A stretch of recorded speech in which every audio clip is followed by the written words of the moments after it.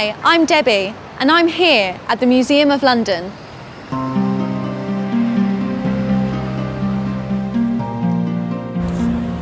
It's right in the centre of the city and receives over 400,000 visitors a year. The museum tells a story of London through the ages. I've come to see an exhibition about life in 1914.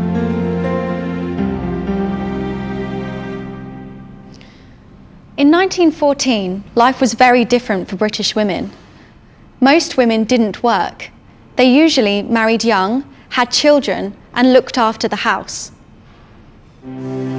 This wasn't easy. Every morning, most women across the country had to get up early, build the fire, and make the bread. All this before breakfast.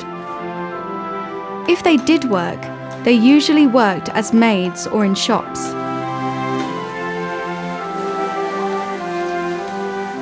Girls could go to school, but many left early and very few went to university. Life was very difficult for many women, and they weren't able to change things easily, because at that time they couldn't vote. But by 1914, some things were changing. Emmeline Pankhurst is one of history's most famous political activists.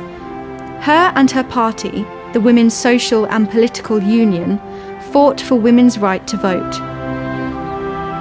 By 1914, these suffragettes, as they were called, had made women's rights a major political issue. But for many women, things hadn't changed. They still couldn't vote, and they had to stay at home and take care of the family. It was in the years after 1914 that real change came.